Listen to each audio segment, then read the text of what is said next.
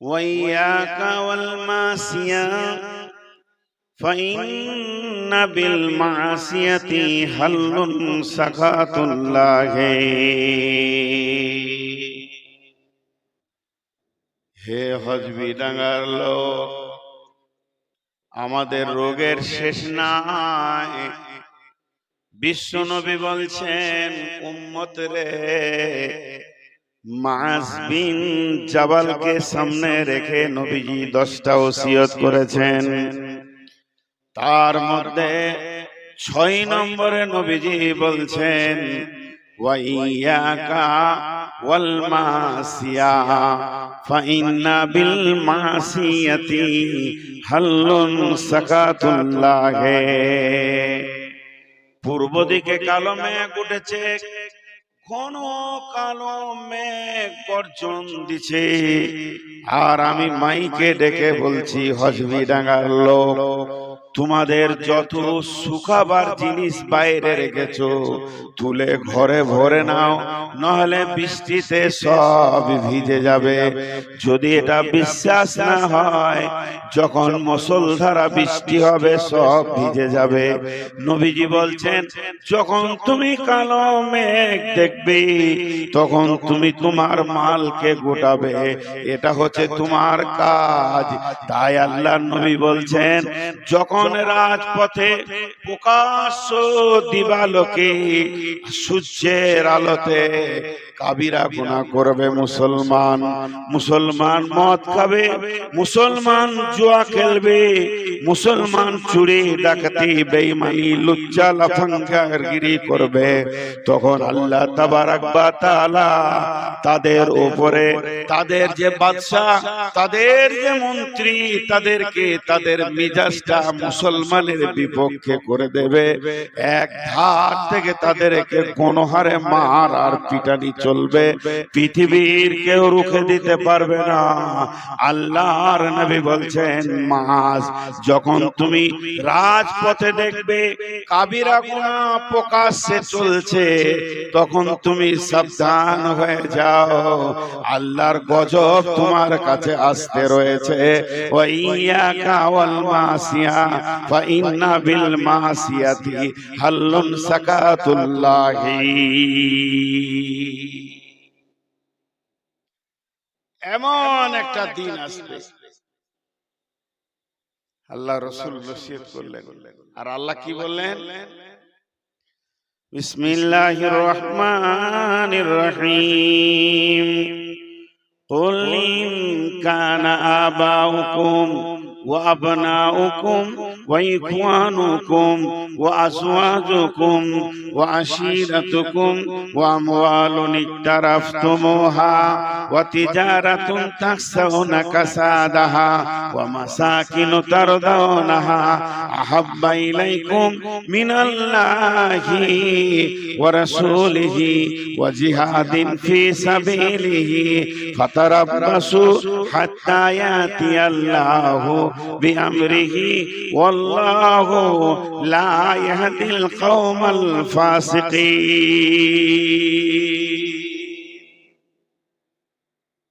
একটা দাঁড়ির দুটা পাল্লা, একটা পাল্লাতে 8টা জিনিস রাখেন, একটা পাল্লাতে 3টে জিনিস রাখেন। গুনতি 8, গুনতি 3, আর যে বিচার করবে তার নাম কাঁটা। কাঁটাটা 8-এর দিকে যাবে না 3-এর দিকে যাবে, আপনি আমি বুঝি। সে 8টা জিনিস কি? আল্লাহ বলছেন, তোমার বাপের মহব্বত, সন্তানের মহব্বত, তুমি তোমার ভাইয়ের মহব্বত, তুমি তোমার বন্ধুর মহব্বত, তুমি তোমার বিবির মহব্বত, তুমি তোমার সঞ্চিত মালের মহব্বত, আর যে অট্টালিকাটা বানিয়েছো তার মহব্বত, চাকরি বাকরি ব্যবসা বাণিজ্যের মহব্বত। 8টা মহব্বত, বাপের মহব্বত, ভাইয়ের মহব্বত, সন্তানের মহব্বত, বিবির মহব্বত, অট্টালিকার মহব্বত, বন্ধুর মহব্বত, সঞ্চিত মালের মহব্বত, চাকরি বাকরি ব্যবসা বাণিজ্যের মহব্বত, একটা একটা দাঁড়ির পাল্লায় চাপাও, আর একটা পাল্লা তোমার বাকি থাকলো, ওটাতে চাপাও তিনজনকে। আহাম্বা ইলাইকুম মিনাল্লাহি ওয়া রাসূলিহি ওয়া জিহাদিন ফি সাবিলিহি, আল্লাহর মহব্বত এবং রাসূলের মহব্বত, আর ওখানে চাপাও তুমি দিন ইসলামের মহব্বত। দিনের জন্য লড়াই করে জান দিতে হবে, ওই মহব্বতটা চাপাও। আস্তে আস্তে তোমার মনের ভিতরে দাড়িটা তুলে দেখো, তুমি 8টার দিকে ঝুঁকছো না 3টে দিকের ঝুঁকছো।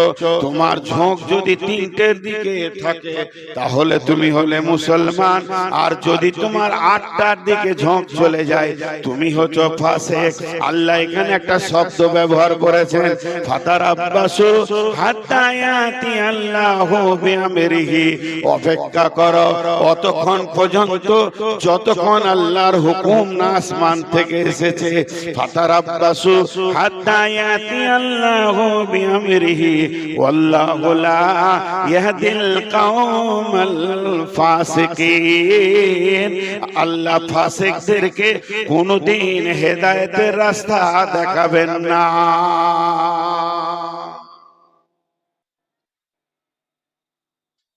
যতগুলি মানুষ বসে আছেন, এখন যদি আমি জিজ্ঞেস করি আপনাদের 3টের উপরে মহব্বত বেশি না 8টার, সবাই বলবে 3টে।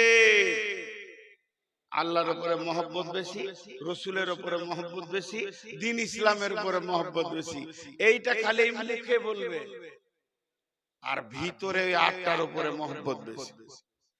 আল্লাহ বলছেন, যখন আমার প্ল্যাটফর্ম ছেড়ে তোরা ওই 8টার পেছনে ঘুরবি, তখন তোদেরকে শাসন করার জন্য আমি তোদের পিঠে চামড়া তোলার লোক পাঠাবো। সূরা তওবার ভিতর থেকে আয়াত পড়ে শোনালাম। আমি ছাড়বো না। দিয়েছিলাম তোদেরকে বাদশাহী, দিয়েছিলাম তোদেরকে সুন্দর নরানি তরিকা, সে তরিকা তোরা ছেড়ে দিয়ে চলে এসেছিস পথভ্রষ্ট রাস্তায়। আমি প্রথম যে আয়াতটা পড়েছি আপনাদের সামনে, সে আয়াতটা আসতে চলেছে। আজ এত অবস্থা খারাপ কেন? ছোট্ট মধ্যে একটা উদাহরণ দিচ্ছি, খালি উদাহরণটা শুনেন। বেশি কিছু মুসলমানদের দেখতে হবে না, শুধু একটা বিয়ে বাড়িতে যাবে। একটা বিয়ে বাড়িতে লোক কিভাবে জমা হয়? আমার ছেলের বিয়ে, তাহলে আমার বিবির তরফে আমার শালারা এলো, ছেলের মামারা এলো, আমার তরফে আমার ভাই গোষ্ঠী বোন এসে হাজির হলো, ছেলের ফুপু এলো, চাচারা এলো। এই করে আস্তে আস্তে এক মেয়ের বিয়ে দিয়েছি, ব্যয় এলো, এক ছেলের বিয়ে দিয়েছি, ব্যয় এলো। ঘরটাতে 300-400 লোক জড়ো হয়ে যায়। একটা টাইমে 400 লোকের রান্না খাওয়া আনন্দ শুরু হয়ে যায়। ধ্যান দিবেন আমার উদাহরণটার ভিতরে, গোটা আয়াতটা ঢুকে যাবে এই উদাহরণটার ভিতরে। আমার জামাই এলো, 2টা বেটির বিয়ে দিয়েছি, আমার ছেলের বিয়ে দিচ্ছি, এই ভোজে সব হাজির হলো। বিয়ে বাড়িটা সাজানো হয়েছে, বিয়ে বাড়িতে খাওয়া দাওয়া হচ্ছে, রান্না বান্না হচ্ছে। আর 2টি মেহমান এসেছে 2 জায়গা থেকে।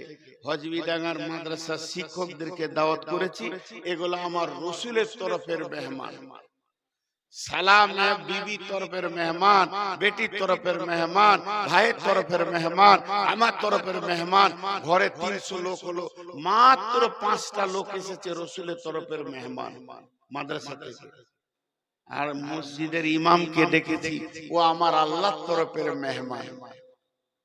বিয়ে ঘর কোনো পরিমাণ বিয়ে শুরু থেকে শেষ পর্যন্ত দিন ইসলাম নাই না। বউ দেখাতে দিন ইসলাম আছে, বউ দেখতে গেছে, ছেলে গেছে, বন্ধু গেছে, আর কেউ আছে, আর কেউ আছে। এখান থেকে শরীয়তের বাইরে হাঁটা শুরু হয়েছে। হতে হতে মেহমানরা রাত্রিতে জমা হয়েছে, ওদের দোনে সিঁড়ি চলছে, লালো ঝলমল হয়ে গেছে। বাড়ি যেন একদম ছেলে মেয়ে অবাধ চলাফেরা চলছে। রাত্রিতে সমস্ত ব্যাচেলিয়ার ছেলে মেয়েদের অবাধ চলাফেরা চলছে। এরপরে বিয়ের দিনে প্যান্ডেল হলো, কোনো পর্দা নাই, মেয়েরা মাথা খুলে বেপর্দা ছেলেদের সঙ্গে খাওয়া দাওয়া করছে। তার মানে ওই বিয়েতে আমার শালা জায়গা পেল, আমার শালি জায়গা পেল, ওই বিয়েতে জায়গা পেল আমার নিজের ভাই, আমার বোন, আমার বোনাই, আমার দুখানা জামাই, আমার গোষ্ঠী যতজন ছিল সকলের জায়গা হলো। আর মাদ্রাসার আলিমরা পালিয়ে গেল। এরকম নোংরা জায়গায় থাকা যাবে না, নারী পুরুষের ভিতরে খাওয়া যাবে না। জায়গা পেল না কে? মাদ্রাসার মেহমান। জায়গা পেল না কে? মসজিদের মেহমান। ঘরটা যেন বিয়ের দাবিতে রয়েছে আমরা মুসলমান, আর চলাফেরাতে হয়ে গেছে ইহুদি খ্রিস্টান, আর ভাষাতে হয়ে গেছে গায়ের মুসলমান। এই মুসলমান আজকে বিলুপ্ত হয়ে গেছে। লাইট দিয়ে দিয়ে, লালটন দিয়ে খুঁজে খুঁজে, হজবিডাঙ্গা বলেন, পাথরডাঙ্গা বলেন, মুর্শিদাবাদ বলেন, বর্ধমান বলেন, তথা পশ্চিমবঙ্গ বলেন, একটা 100% মুসলমান খুঁজে পাওয়া যাবে না।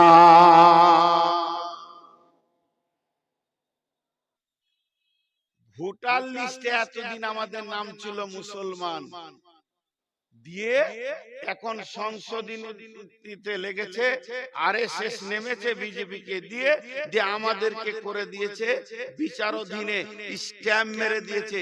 কিন্তু এর থেকে আরো 20 বছর আগে আল্লাহ আমাদেরকে বেমুসলিম স্ট্যাম্প মেরে রেখে দিয়েছে। আল্লাহর খাতাতে আমরা মুসলমান নাই। আমরা যে গায়ের মুসলমান হয়ে গেছি।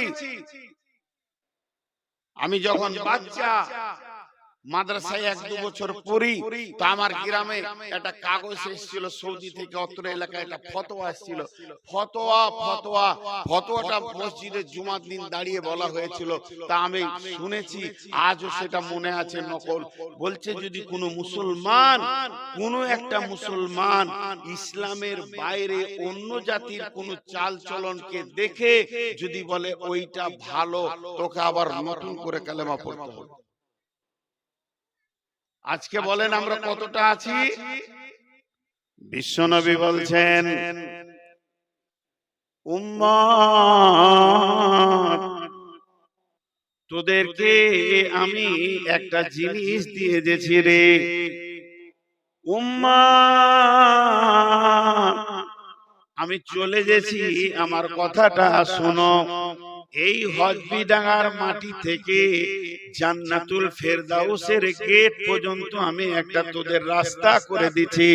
ওই রাস্তায় চলবে, চলতে চলতে তুই একদিন গিয়ে জান্নাতে পৌঁছাবি। তোকে পৃথিবীতে কেউ রুখতে পারবে না, আখিরাতেও রুখতে পারবে না, কবরেও তোকে রুখতে পারবে না। সেই রাস্তাটা কি? তারাকতু ফীকুম আমরাইন লান তাজিল্লুহু মা তামাসসাকতাম বিহিমা। আমি তোদেরকে দুটি রাস্তা বলে গেছি। যেমন রেল লাইনে দুটি পাতি দেওয়া থাকে, ওর উপরে ট্রেনটা ধরে, তোদেরকে আমি দুটি পাতির উপরে দাঁড় করিয়ে দিছি, এর উপরে তুই থাকবি, এই রাস্তা থেকে বের হয়ে যাবি না। লান তাজিল্লু মা তামাসসাকতাম বিহিমা, অতদিন তোমরা পথভ্রষ্ট হবে না, যতদিন এই দুটোকে আঁকড়ে ধরে থাকবে, এই লাইনে চলতে থাকবে, ততদিন পর্যন্ত তোমরা পথভ্রষ্ট হবে না। সেই দুটা কি? সেই দুটা কি? একটা হলো কালামুল্লাহ, একটা হলো সুন্নাতে রাসূলি, কিতাব আল্লাহি ওয়া সুন্নাতে রাসূলি। হে মুসলমান, তুমি আল্লাহর কিতাবকে জড়িয়ে ধরে থাকবে আর রাসূলের সুন্নতকে ধরে থাকবে। হে মুসলমান, তুমি আর পথভ্রষ্ট হবে না। এসআইআর নিয়ে আমরা ভুগছি, শুধু আপনি ভোগেন নাই, আমি বসে স্টেজে বক্তব্য রাখি, আমিও আপনার মতো রোগী, আমিও মানুষ। আপনি যতটা ইমানদার, তার থেকে ইমানের ওজন আমার কম। আমি কথাগুলো বলছি মুসলমানকে জাগানোর জন্য বলছি। অত্র এলাকার মুসলমানের সম্পর্কে আমার ধারণা যথেষ্ট ভালো আছে। এখানে সক্রিয় কিছু মুসলমান আছে, এটা আমি ভালো করে জানি। তো জাগানোর জন্য বলছি যে মুসলমান, তুমি যতক্ষণ এই দুটি রাস্তাকে জড়িয়ে থাকবে ততদিন পথভ্রষ্ট হবে না। একটা প্রশ্ন করব, ছোট্ট করে উত্তর দিবেন, চিল্লাতে হবে না। মা বোনেরা তো গল্প করেই যাচ্ছে, ওদের কোনো খবর নেই। আমি হাসার জন্য বলছি না। আজকে এ শায়রে আমার নামটা আন্ডার বিচারাধীন করে দিয়েছে। আমি টেনশনে পড়ে গেছি। আমাকে একটা সরকার খুব বেশি যদি করে তো গুলি করে মেরে দেবে, ডিটেনশন ক্যাম্পে রেখে মেরে দেবে। কিন্তু আল্লাহ যদি একবার নামটা বেলাইনে করে দেয়, আল্লাহ যদি বলে তুই আমার গোলাম নস, চিরদিন জাহান্নামে থাকতে হবে, এখান থেকে একটা জ্ঞান করেলেন। আমি একটা ছোট্ট প্রশ্ন করছি, আপনাদেরকে জোরে চিল্লাতে হবে না, হালকা করে উত্তর দেন। আমাদের জীবনে যা দরকার শুরু থেকে শেষ, বাচ্চা হওয়া থেকে কবরে শোয়ানো পর্যন্ত যা কিছু দরকার সব আল্লাহ দিয়েছে না দেয়নি? 100-তে 100 দিয়েছে না বাকি আছে খানিকটা? 100-তে 100 দিয়েছে। এই মোবাইল বন্ধ কর, মোবাইল বন্ধ কর, তুই আর রেকর্ড করবি না। 100-তে 100 দিয়েছে। সকল মুসলমান একবার মুখ খুলেন। আজকে মুসলমানদের অবস্থা কি জানেন? ফরদান ফরদান ফরদান, নিজে নিজে নিজে তু বুঝগা। এর জন্য আজকে আমাদের শক্তি হারিয়ে গেছে। বিশ্বনবী আমাদের শক্তি হারানোর কথা বলেছে যে আমার উম্মত যখন অহান রোগে ভুগবে তখন অন্য জাতি এদেরকে শাসন করবে। এলোরে কাল ভাদ্রকাল, বকরিতে চাটে বাঘের গাল। তাহলে সে বাঘটা কেমন? বকরিতে এসে বাঘের গাল চটাক চটাক করে চেটে দিয়ে ঘর চলে গেল। সে বাঘটা কেমন? জি, আপনাদেরকে দুটি কথা বলছি, তার আগে অঙ্কটা বলি। তাহলে আল্লাহ দিয়েছেন কত? 100-তে 100। 3 জন বললে, বাকি কটা বলেনি। এরা জেগে আছে। আমি যেটা প্র্যাকটিক্যাল দেখাতে চাইছি, আজ মুসলমানের শক্তি দেখেন, মুখ খোলার শক্তি নাই। এরা জিহাদ করবে, এরা জিহাদ করবে। সামান্য একটা ভালো কথাই মুখ খুলতে পারছে না। কত দুর্বল! এ খবর পৌঁছে গেছে আরএসএস এর কাছে, যারা সব দুর্বল হয়ে গেছে। প্রত্যেকটা উদাহরণ দিয়ে বলবো। তা আল্লাহ দিয়েছেন 100-তে 100। এখন বলেন, কোরআন আর মুসলমান পেছিয়ে চলে যান 1400 বছর, সাহাবীদের জামানায় চলে যান। প্রশ্নগুলো বোঝার চেষ্টা করবেন, উত্তর দিতে সুবিধা হবে। সাহাবা রাদিয়াল্লাহু মাজমাইনদেরকে সেই যুগের কাফের মুশরিকেরা প্রশ্ন করত, ওই এমন করে কথা বলতো, ছোট করে হিয়ানত করে হেকারত করে কথা বলতো, ওই তোরা কি করিস? ওরা উত্তর দিত, কোরআনে যা আছে আমরা তাই করি। তোরা কি করিস? কোরআনে যা আছে তাই করি। আবার যদি কেউ প্রশ্ন করত, ওই তোদের কোরআনে কি আছে রে? আমরা যা করি তাই আছে। চলে আসেন 2026 সালে মার্চ মাসের 30 তারিখে হজবিডাঙ্গার ময়দানে। এখন আমি একবার মুসলমান আপনাদেরকে সকলকে জিজ্ঞাসা করছি, আপনারা কি করেন? বলেন, কোরআনে যা আছে কে কে বলতে পারবে? তাহলে আমরা তো অনেক আগে সরে গেছি কোরআন থেকে, আরো আগে মারার দরকার ছিল। আল্লাহ রহমের চোখে দেখছে, মারিস না মারিস না মারিস না, এবার সোজা হবে। মিলেছে কোরআনের সাথে আমাদের জীবন। আর যদি কেউ এসে প্রশ্ন করে তোমাদের কোরআনে কি আছে, বলে আমরা যা করি, তাহলে গাঁজা, সুদ, বাটপারি, লুচ্চামি, লাফাঙ্গাড়ি, বয়মানি, বেঈমানি, ডাঁড়ি মারা সব কোরআনে আছে, সবগুলো আমরা করি। दोष কাউকে দেবেন না। इस घर में आग लगी है घर ही की चिराग से। আমরা ডোনাল্ড ট্রাম্পের লোক নই, আমরা ওই মোদির লোক নই, আমরা পৃথিবীর কোন রাজনৈতিক লোকের লোক নই। আমাদের নেতা, আমাদের মালিক, আমাদের মুনিব যিনি, তিনি অমর, আমাদের আল্লাহ এখনো বেঁচে আছেন।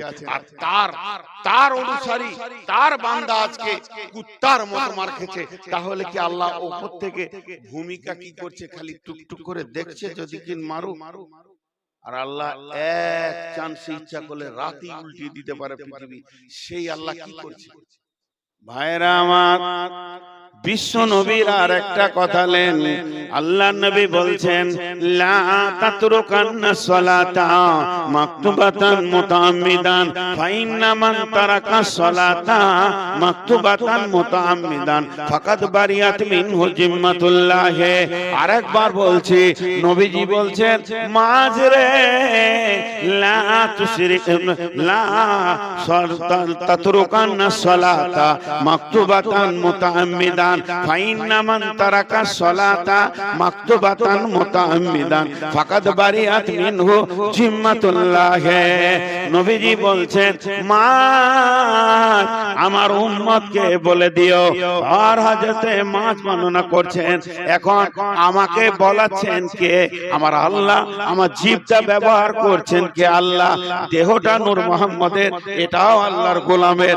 মাইকটা কমিটির, আর আমাকে বলাচ্ছেন যিনি, তিনি আল্লাহ। হজবিডাঙ্গার লোককে আমাকে বলেছেন, হে নূর মুহাম্মদ, তুই আজকে ওখানে নারী পুরুষকে একটা কথা বলে দে। আল্লাহর নবী বলেছেন, লা তাতরুকান্না সালাতা মাকতুবাতান মুতাআম্মিদান। হে খবরদার, ইচ্ছা করে স্বইচ্ছায় সজ্ঞানে এক ওয়াক্ত ফরজ নামাজ ছেড়ে দিও না। মান তারাকা সালাতা মাকতুবাতান মুতাআম্মিদান ফাকাদ বারিয়াত মিনহু জিম্মাতুল্লাহ। মাঝরে বলে দিও, মুসলমান যখন ইচ্ছা করে এক ওয়াক্ত ফরজ নামাজ ছেড়ে দেবে, ইচ্ছা করে এক ওয়াক্ত ফরজ নামাজ ছেড়ে দেবে, আল্লাহ বান্দা বান্দা আল্লাহ, আল্লাহ বান্দা বান্দা আল্লাহ সম্পর্ক ছেড়ে যাবে। সহজ করে বুঝেন। আমি একটা মেয়েকে বিয়ে করেছি, সেই মেয়েটা আমার বিবি হালাল, তার সাথে আমার অন্তর্নিহিত সম্পর্ক কতটা, ওই মেয়েটাকে আমি বুঝি, ও আমাকে বুঝে। ওই মেয়েটার মাথায় ব্যথা হলে আমার বুকে ব্যথা হয়, মেয়েটার চোখের পানি এলে আমার চোখে ব্যথা হয়। মেয়েটাকে আমি এতটাই ভালোবাসি, সে যদি না খায় কোনো কারণে আমিও খেতে পারবো না। দুইজনা যেন বৈবাহিক জীবনে হালাল পন্থায় দুইজন প্রেমের রশিতে বাঁধা আছে। কিন্তু ওই মেয়েটি একদিন বিপদে পড়লেও আমার মনে শান্তি থাকবে না। আর ওই মেয়েটি যদি আমার সঙ্গে তালাক নিয়ে নেয়, আর তালাকটা যখনই ঘটে যাবে, তালাকের প্রসেস যখন কার্যকারী হয়ে যাবে, মেয়েটা অ্যাক্সিডেন্ট হয়ে গেল, চোখে পানি আসবে না, মেয়েটা আছে না মারা গেছে, আমার খোঁজ থাকবে না। এরই নাম হলো যত প্রেম তত ছাড়াছাড়ি। তো আল্লাহ যতদিন গোলামি করবে, ততদিন বান্দা সম্পর্কে আল্লাহ সম্পর্ক থাকবে। যেদিন গোলামি ছেড়ে দেবে, সেদিন আল্লাহর সাথে বান্দার সম্পর্ক কেটে যাবে।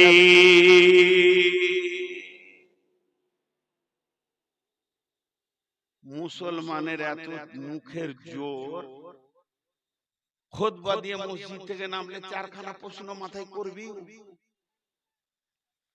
মাথাতে যেন শয়তান বসে আছে। এখন আপনাদের প্রশ্ন আসবে একটা, তাহলে যেগুলো নামাজি আছে ওরা কেন মার খেছে? খাবে তো। রসুলের হাদিস আছে, রসুলের হাদিস আছে। আল্লাহ তাবারাক ওয়া তাআলা কালাম পাকে কি বলছেন? বিসমিল্লাহির রহমানির রহিম। আল্লাহু ওয়ালিয়ুল্লাযীনা আমানু ইখরিজুহুম মিনাজ যুলুমাতি ইলান নূর ওয়াল্লাযীনা কাফারু আউলিয়াউহুমুত তাগুতু ইখরিজুনাহুম মিনান নূরি ইলাজ যুলুমাত উলাইকা আসহাবুন নারি হুম ফিহা খালিদুন। এই জুলুম অত্যাচারটা নতুন লয়, এই জুলুম অত্যাচারটা নতুন নয়। আরেকবার বলছি, এই জুলুম অত্যাচারটা নতুন নয়, বহুত পুরাতন। কত পুরাতন? যেদিন আদমের জন্ম হয় ওই দিন থেকে জুলুম অত্যাচার চলছে। মা বোনেরা, জালসা শেষ, বাড়ি চলে যান। সুবহানাকা আল্লাহুম্মা রব্বানা ওয়া বিহামদিকা আল্লাহুম্মা গফিরলি। যান, দোয়া পড়ে দিয়েছি, ঘর চলে যান, বাড়িতে যেতে।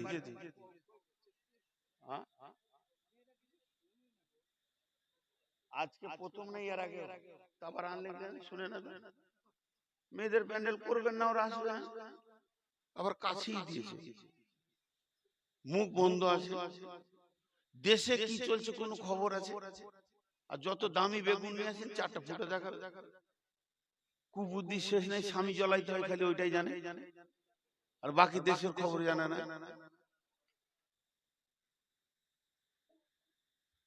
আজি মুখ না মেশিন না সেলাই মেশিন, আল্লাহ জানে। একটা বায়ান চলছে তো শুনবে, আর সমস্যার কথা বলছি আজকে। তো আল্লাহ বলছে যে পৃথিবীটা দুটো মেরুকরণে বিভাজন হয়ে গেল যেদিন আমি আদমকে বানালাম। কেন? তার আগে ইবলিসের জন্ম হয়েছে, কিন্তু ইবলিস হয়নি। আজাদিল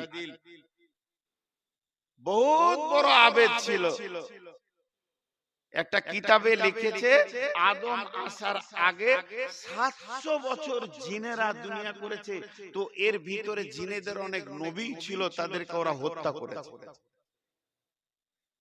তারপরে এই যে মানুষ এলো, একদিকে আদম যখনই দাঁড়িয়ে গেল সম্মান নিয়ে, অন্যদিকে ইবলিস দাঁড়িয়ে গেল। ওই ইবলিস, ওর যে বিচন, ওই বিচনই মুদি জন্ম নিয়েছে। ওই বিচনে অমিশ্বার জন্ম হয়েছে, ওই বিচনে জন্ম হয়েছে আপনার কিনা আদিত্যনাথ যোগীর। আপনি কি ভেবেছেন ওর বিচন গুলো শেষ হয়ে গেছে?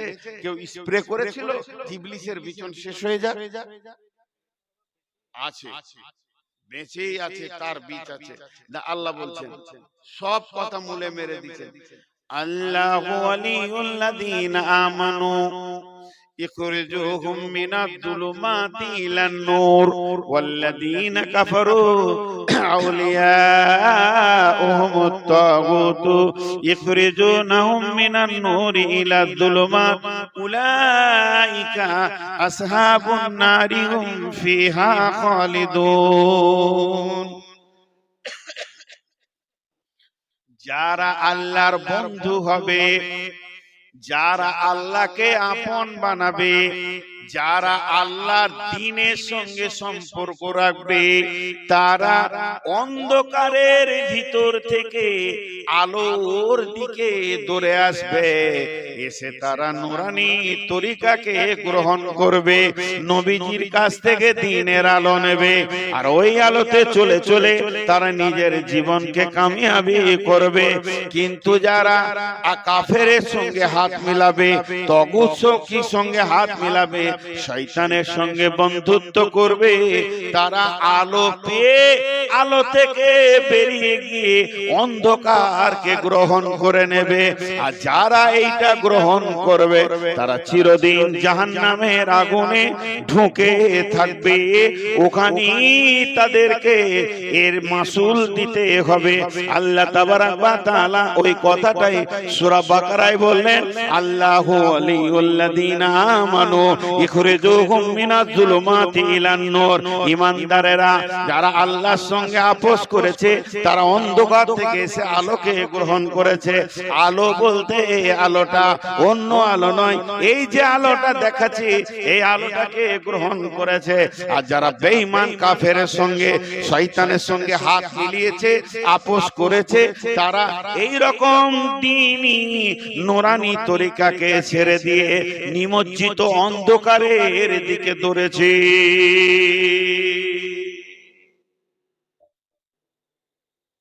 আমি যদি নামাজ পড়াই একদিকে সালাম ফিরে উঠে যাই, আপনি আমাকে বলবেন দলিল কি? আমাকে হাদিস দিতে হবে না কোরআন দিতে হবে?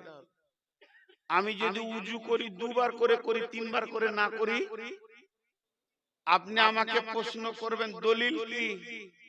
আমাকে হাদিস দিয়ে প্রমাণ দিয়ে উঠে যেতে হবে। মানে ইসলামের প্রতিটা অঙ্গে দলিল আছে, প্রতিটা কাজে দলিল আছে। সামান্য মুখে থুতু এসে ওটা ডান দিকে ফেলবো না বাঁ দিকে ফেলবো দলিল আছে। নামাজের হালাতে কোথা ফেলবো এই দলিলটাও আছে। ইসলাম কোন জায়গাটা ছাড়েনি।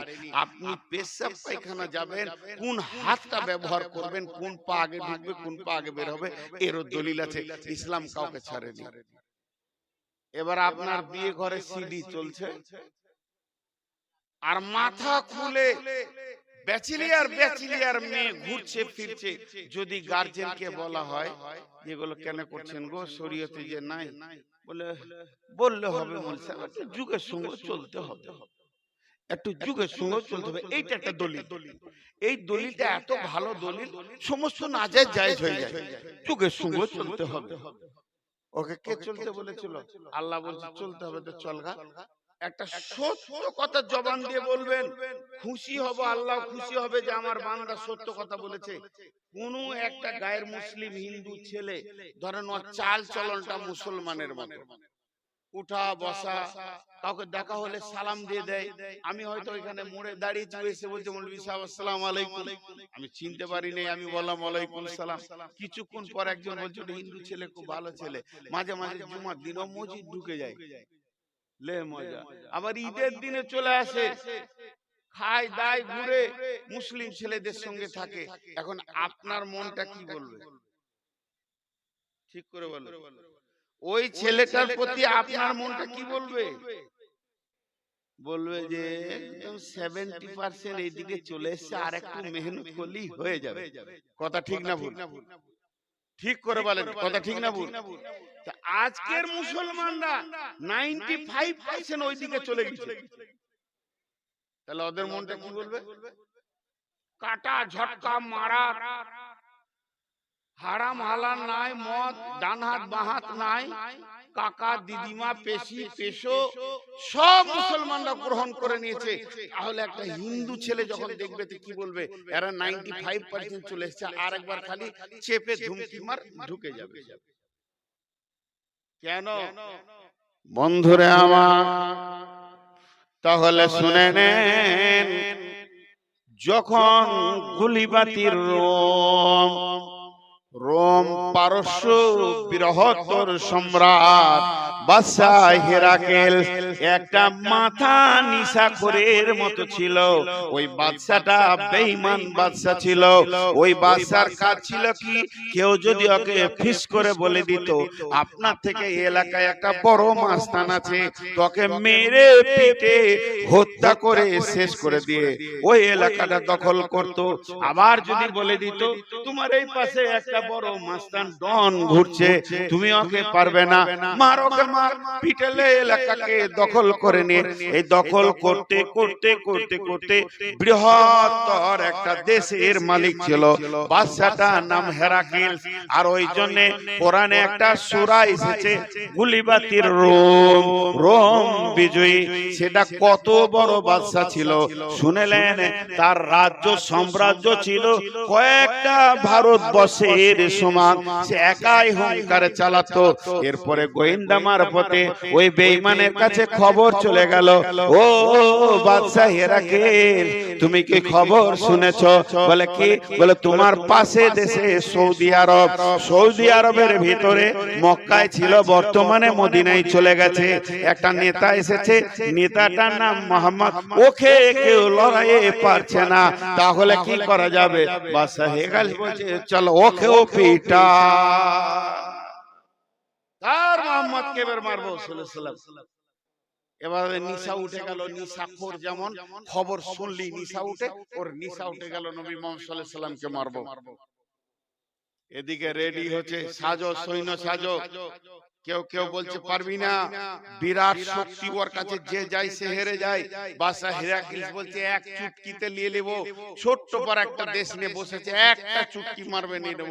নবীজির কাছে গোয়েন্দা মারফত খবর পৌঁছালো মসজিদে নববীতে যে বাদশা হেরাক্লিস রোম সম্রাট আপনাকে এখানে পরাজিত করবে, করে বিজয়ী তুলবে। এই নেতারা মানসিকতা তৈরি হয়েছে, সে তার সৈন্য দলবল তৈরি করছে। নবীজি বললেন তোমরাও তৈরি হয়ে যাও। 30,000 সাহাবী, তখন সাহাবী বেশি নয়, মাত্র 30,000। মদিনা থেকে তবুকের প্রান্তর হচ্ছে 1700 কিলোমিটার রাস্তা, 1-2 কিলোমিটার নয়। আর এখন রাস্তাগুলো পাহাড় কেটে সুলঙ্গ করে করে হাই রোড বানিয়ে দিয়েছে, যে 1700 কিলোমিটার হয়েছে। আর রসুলের জামানায় পাহাড় চড়ো নামো কিংবা পাহাড়ের গলিতে হাঁটো, আর পাথর ছিল না, রোড ছিল না, আর বালি খোঁচা পাথর রাস্তা দিয়ে হেঁটে যেতে হবে। শুধু তাই নয়, গরম এমন সময়ে মুনাফিকরা ঘরে ঘরে বলতে লাগলো যাস না রে, এত গরম সহ্য করতে পারবি না, 1700 কিলোমিটার হেঁটে যেতে হবে।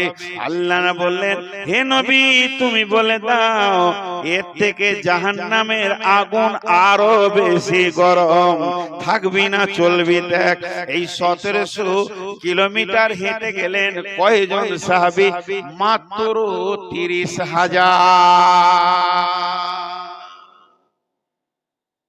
30,000 গিয়ে দাঁড়িয়েছে। আর বর্ডারে ওই পারে খালি ঘুরছে বাঘের মতো, হুঙ্কার দিচ্ছে। কত? 1.5 লক্ষ।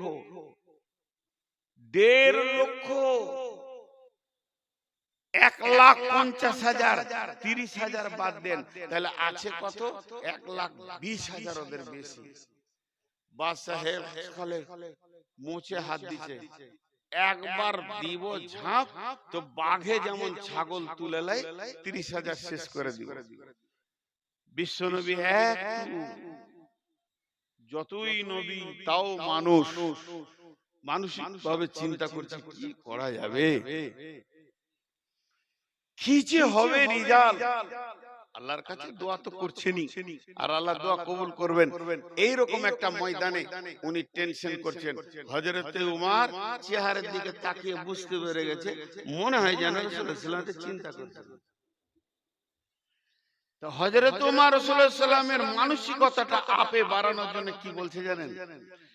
ইয়া রাসূলুল্লাহ, আপনি চিন্তা করছেন? তাই তো উমর, কি মনে হয়? হযরত উমর বলছেন ইয়া রাসূলুল্লাহ, আপনি সমস্ত সাহাবীকে নিয়ে তাবুতে আরাম করেন, আমাকে একা ছেড়ে দেন। আমি একটা হুঙ্কার মারবো, 1.5 লক্ষকে ময়দান ছাড়িয়ে ঘর ঢুকিয়ে দেব। নবীজি বললেন উমর রে, তোমার সাহসটা এত বেশি কেন? হযরত উমর বললেন ইয়া রাসূলুল্লাহ, আপনি বলেছেন যাদের সঙ্গে আল্লাহ আছে তারা জীবিত, যাদের কাছে আল্লাহ নাই তারা মৃত। আমি উমর মনে করি আমি একাই জীবিত, আর ওইদিকে যে 1.5 লক্ষ দেখছি ওগুলো আমাকে লাশ মনে হচ্ছে। ওদের কাছে আল্লাহ নাই, ও আমাকে পারবে না। জিহাদের ডঙ্কা যখনই বেজে উঠলো 30,000 হুঙ্কার মারলো, 1.5 লক্ষকে ময়দান ছাড়িয়ে দিল, কিছুগুলোকে জাহান্নাম পাঠিয়ে দিল, আর মুসলমানদের 10 থেকে 12 জন মাত্র শহীদ হয়ে জান্নাতে চলে গেল। এরই ভিতরে মারতে মারতে পিটাতে পিটাতে বাচ্চার সিংহাসনে গিয়ে আর লোহা সোনার মানে মাথার কুব্বাটা মুকুটটা আর ওখানে যত স্বর্ণ ছিল সবগুলোকে নিয়ে এসে মসজিদে নববীতে বাইতুল মালে জমা করে দিল। আল্লাহ তাবারাক ওয়া তাআলা এর মর্মে একটা কোরআনের সূরা নাযিল করেছেন, সূরা রুম। আল্লাহ বলেছেন কুলিবাতির রুম। বন্ধুরা আমার 30,000 1.5 লক্ষকে ঢুকে দিয়েছে। আজকে মুসলমান আমরা আর জীবিত নাই।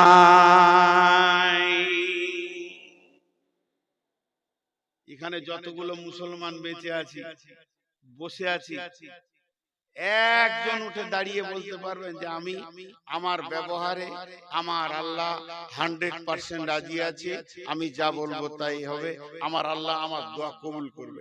একজন পারেন? প্রথমে আমি বলছি, আল্লাহর কসম আমার মতো বেঈমান কেউ নেই।